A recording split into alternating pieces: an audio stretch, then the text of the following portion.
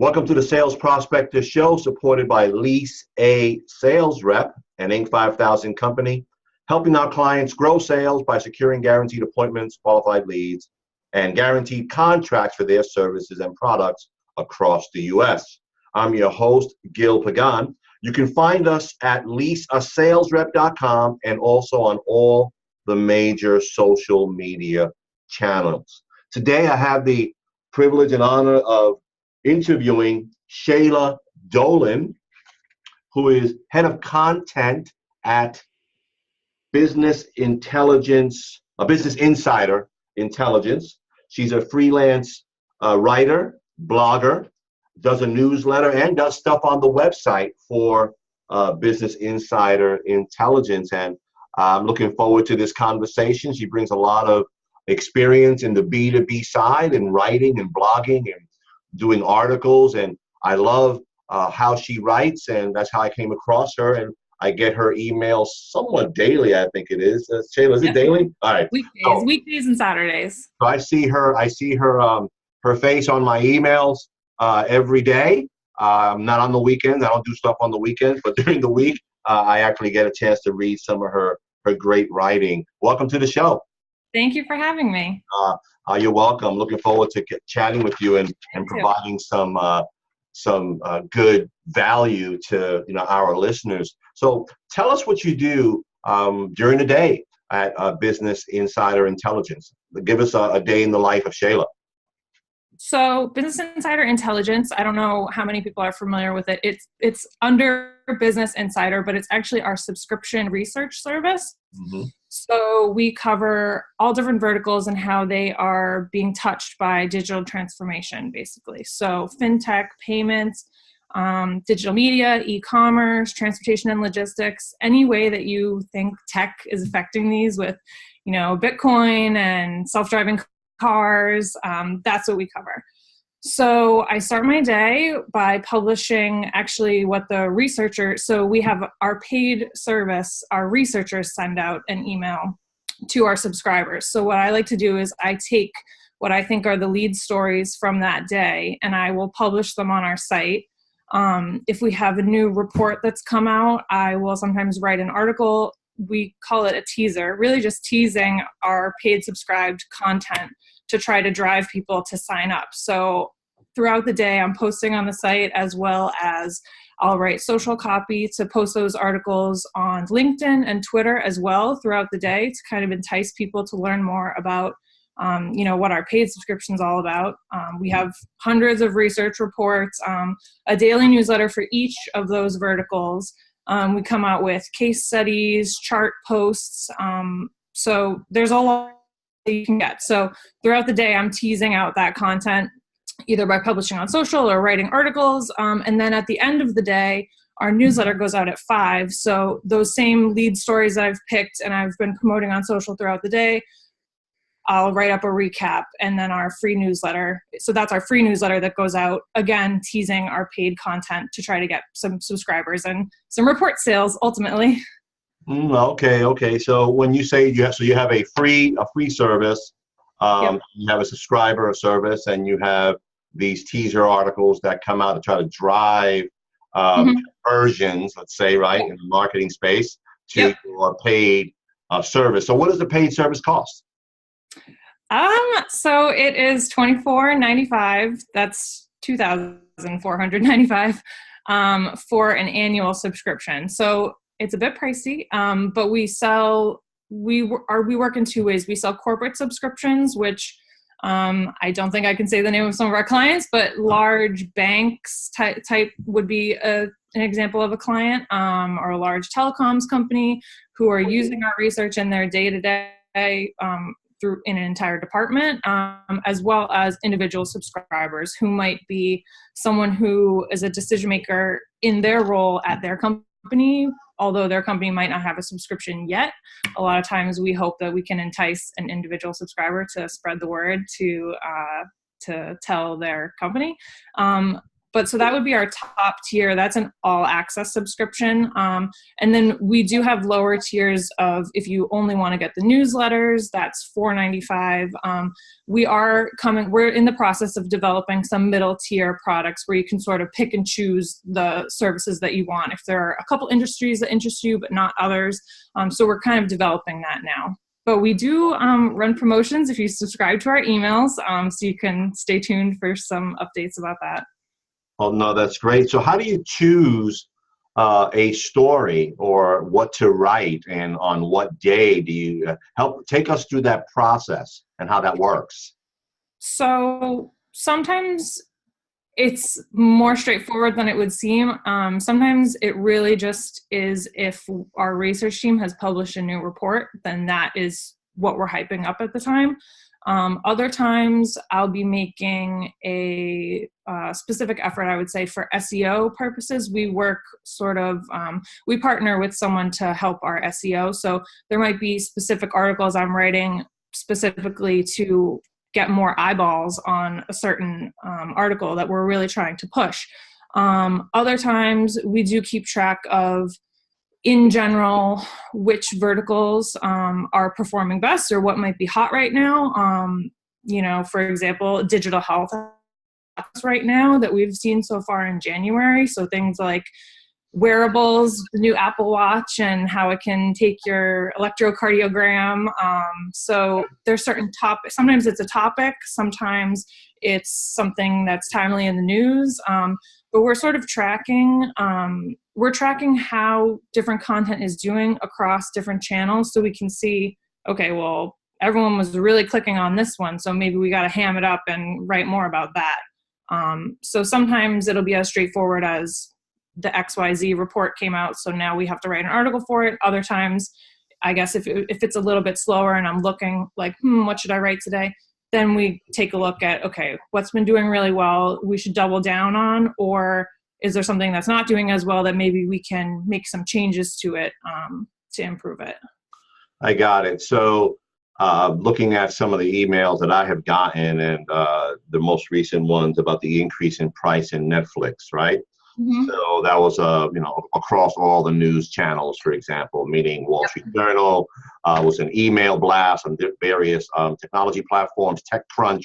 It was all over the place. So you wrote something around that. And then another one was a Google Assist Connect, something around that. The Google is doing something with Assist Connect. So I went through some of your content. It really is, across the board. Clearly B2B, right? B2B, but in so many different verticals. And on our website, I think you probably saw it already, at leaseasalesrep.com, if you go to blog, you'll see that we wrote an article, and we cited an article that Shelagh wrote. I didn't see that. I'll have to look for that. Yeah, so there's a link there on the article. That's amazing. Thank you. Yeah. So we look at the information, and then obviously we'll put our own spin on it and the like, and cite the article so people can go there and get more information and the like. So when you say digital disruption, I know what that means to us, okay? And correct me if you agree with my definition of what digital disruption digital disruption. I think you said that in the beginning of the interview. So digital disruption is, you're based out of New York City, so I'll use New York as an example. The yellow cab industry has been disrupted by Uber. Okay, so they are digitally a downloadable app, and Lyft as well, and you can get a car right to your front door whenever you want it, versus a yellow cab. That's digital disruption. Amazon disrupting the brick and mortar retail space by ordering online, coming to your door. Is that the definition that you use? I don't know if it can be described as just one thing, but I would say that is definitely the general idea. And actually, so starting this year, we're actually kind of changing. So before my time there, we would go by digital disrupt, talking all about, technology is disrupting your industry. You need to be ready. But now it's kind of already here in some industries more than others. But for the most part, people are probably aware that technology is doing something to their industry. So what we're really trying to focus on now is not only the disruption, but transformation. So we're talking a lot about digital transformation when we talk about it. So things like Uber, and, it's not, most people have heard of it by now, it's not only, it's this thing that people can summon a car on their phone. Now it's, okay, so what does it mean for your industry? Because this technology is here and it's not going away. And I think an example of that would be fintech. We see fintech is kind of just becoming a part of finance at this point. Most banks have a mobile app or things like that. Some are launching products that are digital only. Like a story we published just this morning was Goldman Sachs digital only branch called Marcus. I think it had 35 billion deposits or something in its Q4 report. So things like that, people are using it. So it's not going to go away. So it's more about, okay, what does this mean for your industry, for you specifically, and how can you adapt to these technologies? So the term that you used was digital, say it again? Transformation. Okay, so it's still digital disruption too, but that's just how we're kind of spinning it. That's fine. I think that digital disruption is what happens first. Yes. It becomes digital transformation. So now Definitely. your industry is disrupted, and now you have to, meaning competitor, you have to, adapt your business to compete. Yeah. So you have to transform. So it's kind of maybe a step one is disruption. And then, because I use the Uber example, a lot of cab companies in competition with Uber have started doing some of their own apps. So that you have the ability to call a black car, for example, on an app.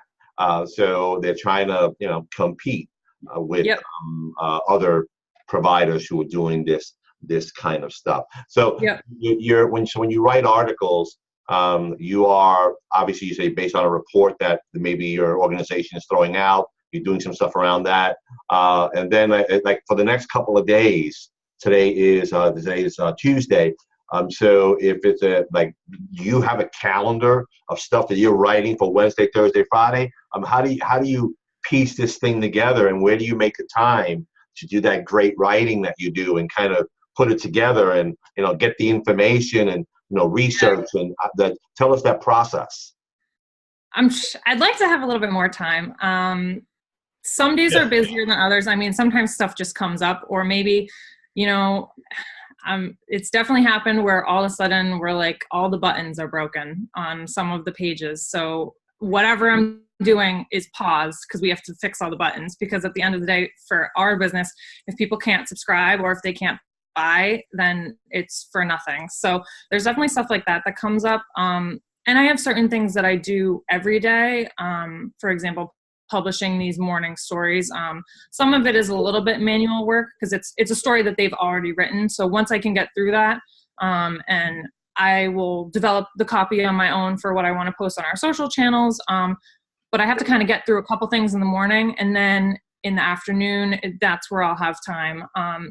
So it's kind of on a day-to-day basis. I would like to do a little bit of writing every day, but it's more of, and I do a little bit of writing every day for our social channels and for our newsletter. But in terms of longer form articles, it's a couple times a week, but I would like to do a little bit more. So you're doing then snippets, with my wording, short paragraph on the newsletter based on something that somebody else wrote. And you're getting that, and you're putting that into social media channels, you kind of to drive traffic, right? For paid subscriptions and the like. Okay. That makes sense. So do you have a editor process like the newspaper industry does, and the TV channels do, and radio, where you have to submit what your paragraph or two to somebody for approval? When I first started, kind of, but my manager and I have a pretty good relationship. So now they trust you? Is that it? Yeah. So if you see anything wild on the newsletter, that was all me. No. So, I mean, he's busy too. So if there's something I'm not sure about, his background is also in writing. So if there's something I'm not sure about, or early on, I used to have him read through everything. Now it's pretty much like, okay, he trusts that I can get it out there, which is. You've been there. How long have you been doing this at Business Insider?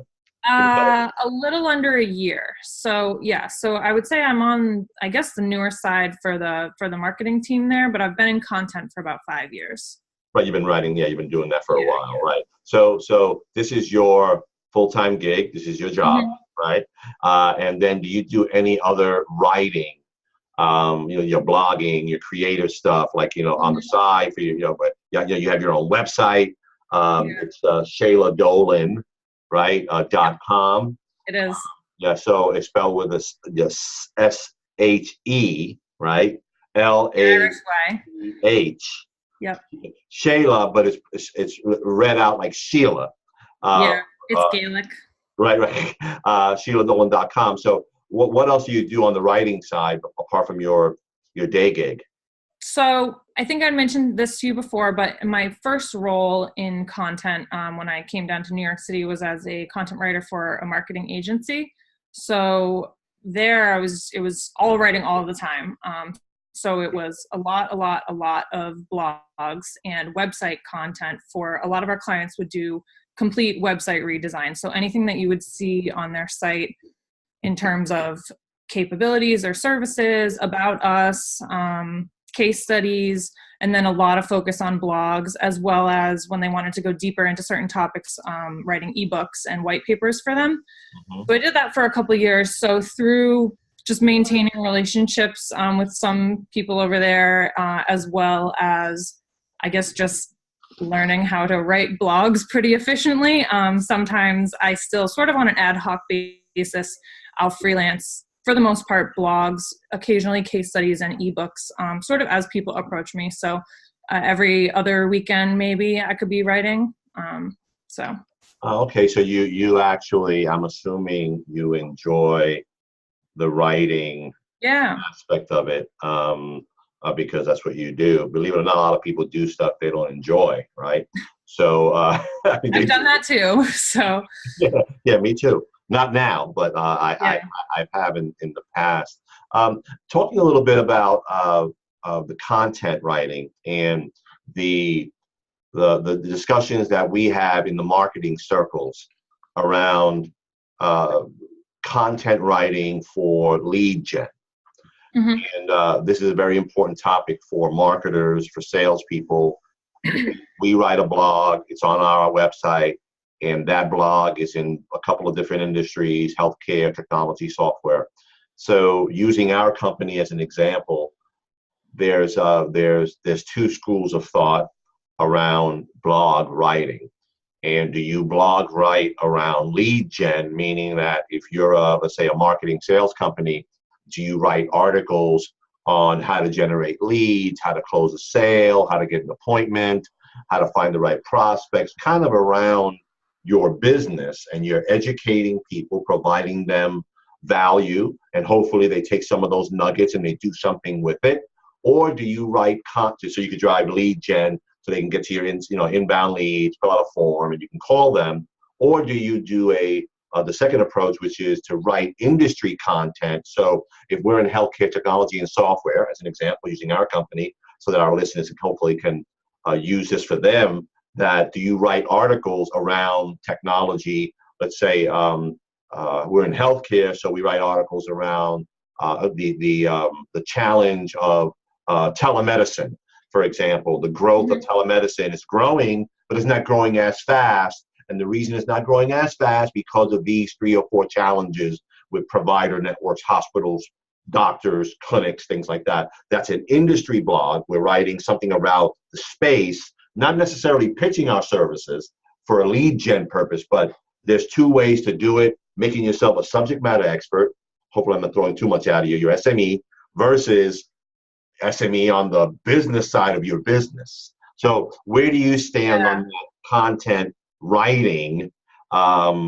Industry vertical specific, educate SME, you're in this space, or talk about your business, your widget, providing value to people that pulls them in? I think there's a way to do both. I think providing value is the most important thing. I think you're going to lose people right away if you come out the gate talking about yourself. But I think, especially because most people are probably ultimately going to get to your blog by searching for it. Hopefully, if you like I said, I'm not an expert in SEO, but I typically will partner with someone who kind of guides me with using the right SEO terms and helping us rank. And for the most part, for a company, unless you're an absolutely massive company that people are going to your website, people are probably going to find you because they searched for a topic and your blog might come up. So you can be talking about an industry issue, and I think that helps you position yourself as a thought leader, even if it doesn't necessarily get someone to buy right then. It's still okay. They seem to know what they're talking about. Maybe they come back to you again when they're, reading up on something else about the industry. I think as long as you're being helpful, I like to try to be solving a problem. If you're not solving a problem, at least sort of identifying the problem, helping people realize that maybe they have a problem, because at the end of the day, you want to be the solution. You want them to realize that you are the solution to their problem. So there's different levels of that. So identifying the problem. So the marketing agency that I worked for, pretty much all of our clients were engineering or industrial manufacturing. So some of the problems are quite specific, but it could be that this very specific type of machinery is leaking or something like that. And it's the blog is how to tell if your machine is leaking or something that people might be searching for. They stumble upon your blog. And so you're helping them identify the problem. Maybe another blog is 4 ways to, do preventative maintenance on that machine or something like that. And you can sort of be plugging yourself at the bottom. Oh, by the way, that's what we do. Call us here. Or if you'd like to see recent projects that we've done, check our case studies, guiding people to other parts of your website. But I think there's ways to, then if there's something big that happens in the industry, you could do sort of just a news post, again, sort of plugging yourself at that bottom. I think a blog, really, you can make it what you want. But I do always try to be helpful first. Yeah, I think that what I'm trying to become a little bit more black and white here. It sounds like you lean more, correct me if I'm wrong, okay, that you lean more toward the value presentation of content in a particular, let's say, industry, and sharing and making you, I use the subject matter expert. The word you use, what is the word you use? A thought leader?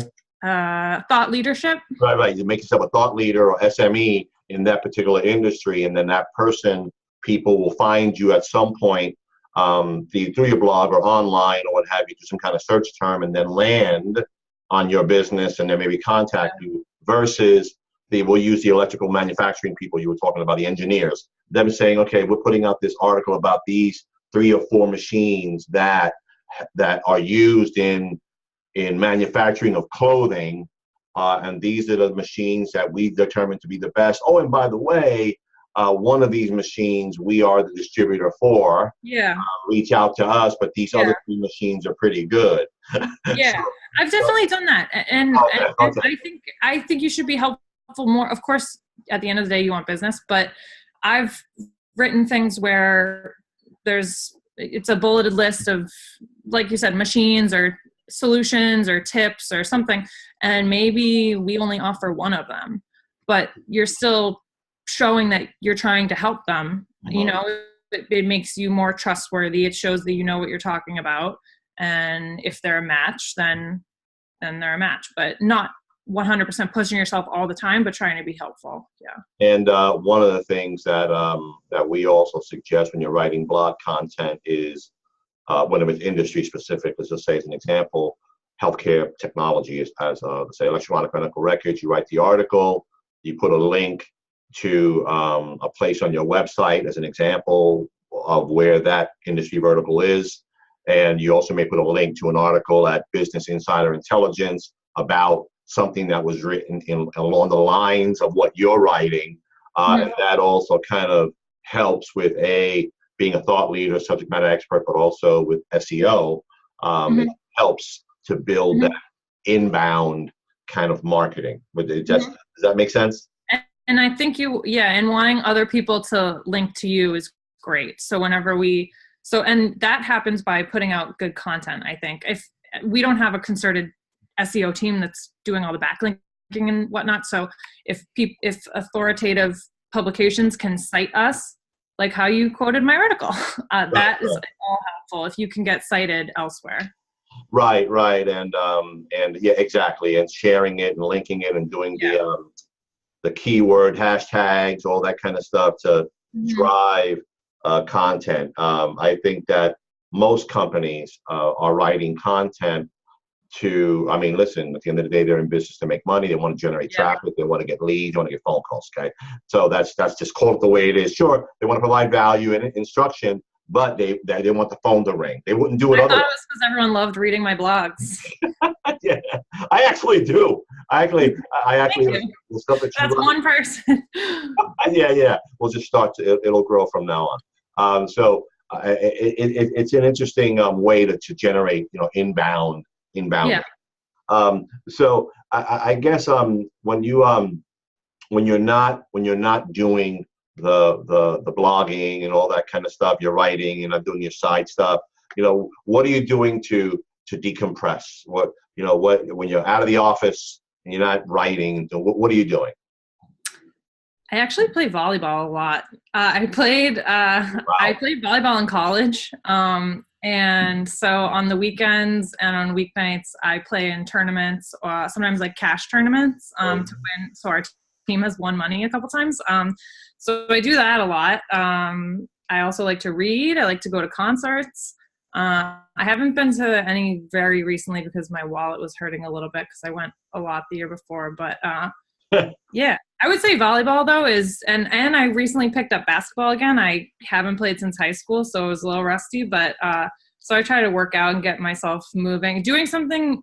It's nice to not just for exercising or whatever, but it's nice to do something where you're not looking at a screen all the time. So it's nice to like take an hour and play in a volleyball game or a basketball game and be doing something analog.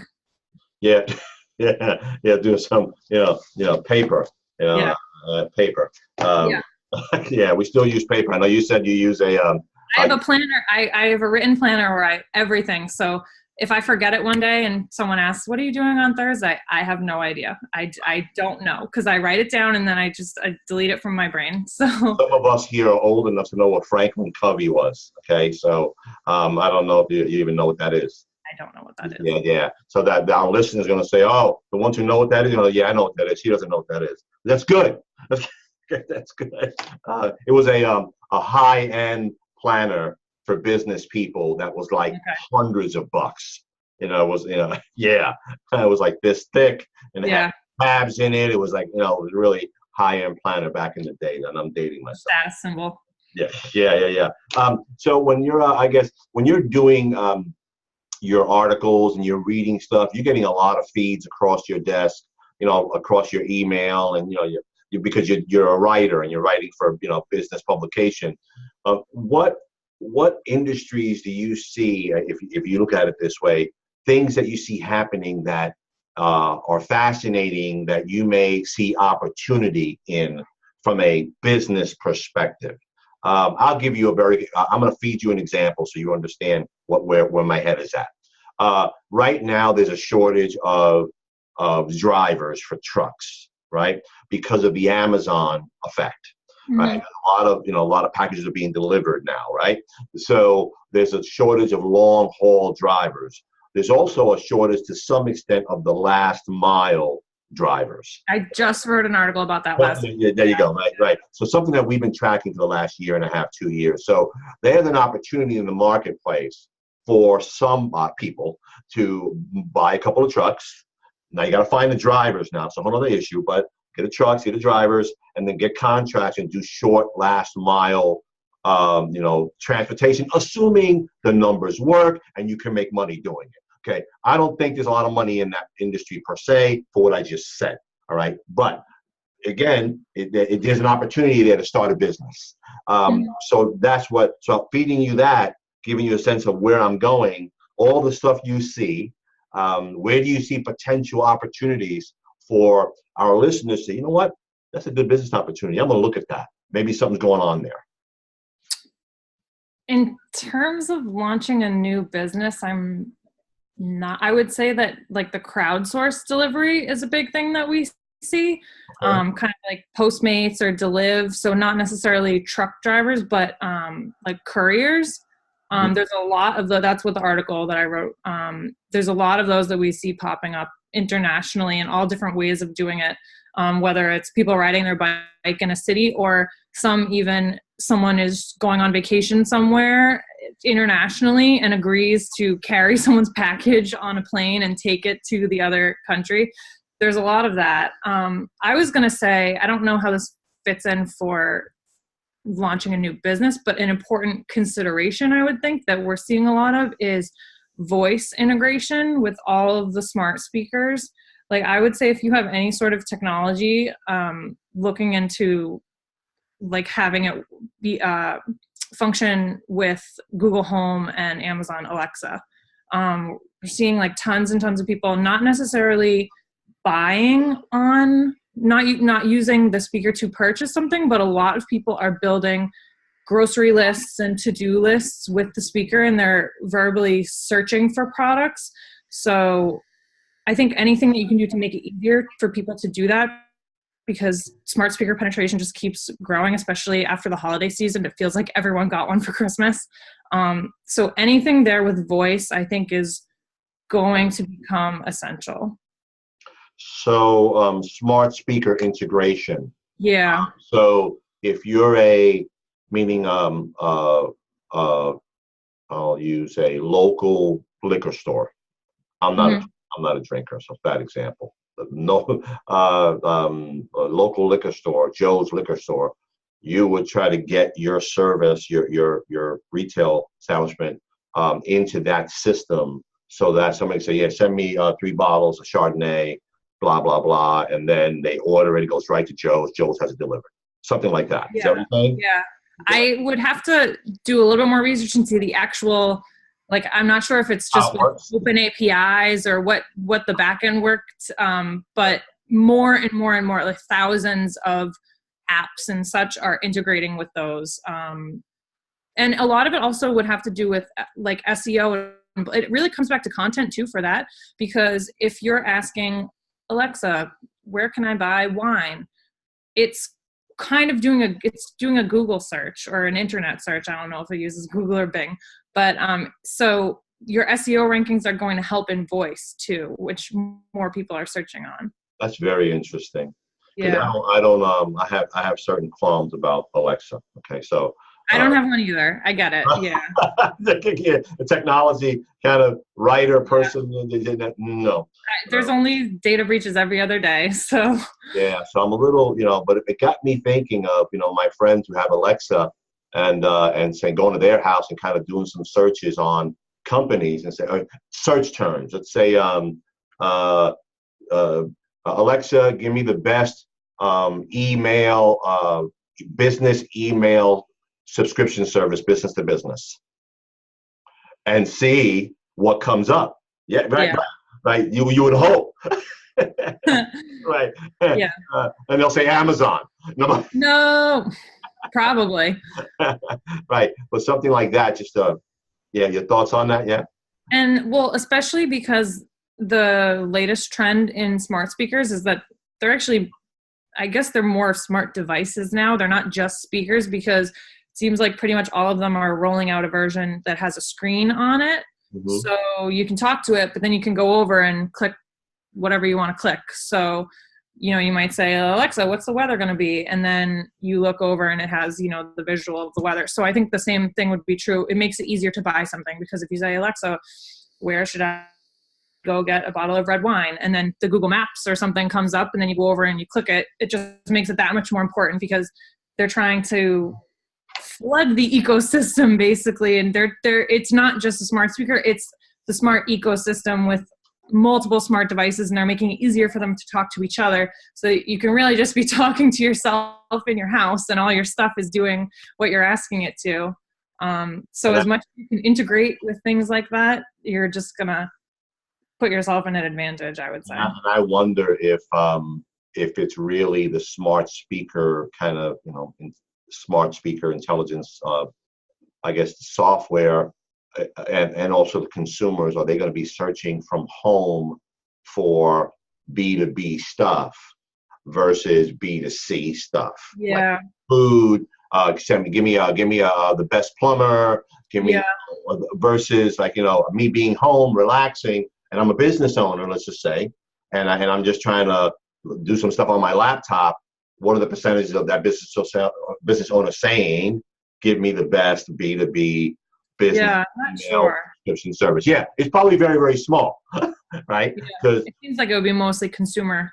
I would agree, because right now with a lot of services for companies, the trends are that the companies are looking for vendors, typically during business hours, and they're usually in offices, right? They're not. Some of them are at home. It's just some of them working at home as well. They're doing stuff after hours. That happens, but it's not the norm. When you look at the data, it's high in like Monday through Friday. Let's say 8 to 7 p.m. office location, computer, that kind of stuff, versus at home, mobile device, that kind of stuff. So, but that could change, and you could be Yeah. ahead of the curve if you're in there Yeah. early, and then they start to find Ahead of disruption. but that exactly, you're already there. Yeah. So the question becomes, what does it cost to get in there? Is there Yeah. It's worth value? it. Yeah. Right? Is it worth it to be there? I don't know. I don't know enough about it, but that's hopefully our listeners, and I'm going to be thinking about that as well. Yeah. If you do know, let us know. Is there opportunity there as well? So I'm going to do the lightning round Oh, okay. questions here to wrap up our interview. And so tell us about your coffee habits, hot or cold? Oh, they're getting worse. Cold. It was like 10 degrees today and I had a nice coffee this morning. It's because I'm from New England. Hey, okay.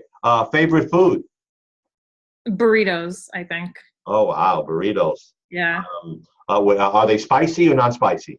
I like spicy. Spicy, okay. Hot dogs, mustard or ketchup? Okay, I'm a weird person who didn't really like condiments until recently. I would say mustard. Okay, all right, that's good. Burgers, ketchup or plain? Okay, if it came with ketchup on it, I would eat it, but I wouldn't get up to go get the ketchup and put it on my burger. So probably plain. I gotcha. Pizza? Yes. Flavor? Right, yeah. Well, see, you're like I said, you're in New York. You in New York can get all types of stuff on pizza. Yeah. Anything on pizza. So, what is your go-to choice when you want something on the pizza? Okay, I'm probably gonna get a lot of hate for saying that I enjoy Hawaiian pizza, but since you're from Staten Island, I have to mention that I went to Danino's. Have you been? I went last week. But is that on Victory Boulevard, Forest Avenue? I think so. Okay. It was really good. I got the garbage pizza, I think, which had like sausage, mushroom, onion, and pepperoni. It was really good. Yeah. Hawaiian pizza. People just say that ham and that pineapple. I don't know. I like Hawaiian pizza though, so that we're good there. I thought it was disgusting, and then I seriously woke up one day and I was like, actually, this is good. So it's the sweet and the sour. Yeah, I like it. Yeah, anything that's sweet and sour in hot food tends to work out okay. Yeah. So Apple or Android? Apple. Apple, okay. PC or Mac, obviously. I am a Mac now. My dad is PC till he dies, so growing up it was always PC, but now I have a Mac, sadly. So if you can go anywhere today and money is not the option, neither is time, where would you go? I would love to take a trip to like Japan, somewhere totally different. Okay, so some of the Asian countries. Okay, sushi. Yes, okay, a lot. Probably why I don't eat sushi, but that's probably why. There you go, sushi a lot. Japan. I made the connection. Hot or cold weather? I could do both, but I guess I'll say cold because I live up here, but I'm kind of neutral. If it was never cold again, that would be fine too. Okay. All right. And wristwatch, I saw you have one, right? Mm-hmm. Apple Watch. Okay. I have the Apple Watch. Yeah. So for books, Kindle or paperback? Both. I prefer paperback, but I did get a Kindle a couple of years ago, and it's actually super convenient on the train because it's small enough that I can do with one hand if I'm holding on a pulse. So I do like it for that. And I can rent library books on it. Yeah. Like Yeah. this. So it's hard to do that with when I'm flipping the pages and I'm falling into people. So there's a time and place for both. Okay. Podcast. Do you listen to podcasts? Not this one. Well, yeah, of course. I haven't gotten. The one that I listen to sometimes is Stuff You Should Know from HowStuffWorks.com. Okay. But I'm not really like a religious podcast reader. When you're listening to podcasts, is it when you're working out or when you're traveling on the train or what have you? Or home? It's really not enough that I do it. It'll be like if I'm doing like a monotonous task where like I have to be updating links or something like that, then maybe for like a little bit at work. But I really don't listen to them enough. Playing in the background kind of thing, kind of. Okay, I got it. Actually, that's a complete lie. A couple mornings I started listening to. So I majored in Spanish in college, and I have lost a little bit of it since. So I've been listening to Buenos Dias America in the morning sometimes because it's a news recap of the day before. I forgot. That's a recent thing that I started doing. So on my morning commute, because the episode is about the same amount that it takes me to commute. So just sort of brushing up, because then when you hear the events, you have a better idea of what they're talking about instead of just having no idea. So trying to brush up on my Spanish. Okay. Gotcha. New car or used or no car at all? No car currently. Okay. Rental car if I need one. Right. No, I gotcha. You're in the city. Dog, cats, neither, or goldfish? I am a cat person, which is also polarizing, but I don't currently have a pet. I would like to get a pet soon, and it's a debate if it's going to be a cat or a dog. I would like both, but no pet currently. No pet currently, but cat person. Got it. I am a cat person. Okay. But dogs are growing on me. Yeah. I actually have a third job, like a very, very slight side gig where I dog sit occasionally. So I'm a part-time dog owner, rarely. You get to see the different dogs and you can see which ones that you may want to. So I'm like, okay, they're growing on me. Yeah. Movies in the theater or streaming? Streaming. I like going to the movies, but I honestly haven't. I go maybe like twice a year. Like I just don't go enough. I would like to go more, but for the most part, I'm streaming them. Excellent. Well, that's our lightning round session, and I want to thank Shelagh Dolan, the head of content at Business Insider Intelligence, for being with us. Thank you so much. Thank you for having me. You're welcome. I really enjoyed the conversation. Provided some great content to our listeners, and hopefully they'll investigate some of the stuff and write articles and they're in the right way so they can get some inbound leads, and also look up your email newsletter as well. And hopefully they'll go to Business Insider Intelligence and sign up for the free newsletter. They got great content there. We get it every day in our organization. We don't read every single article. We only read one that are relevant to us. But it's great content summarized by Shelagh. And you can hear this podcast on Stitcher and also on YouTube. 5-star it if you liked it. Please share it with your friends and family. Let them know that it exists. Thank you so much for being with us. Thank you.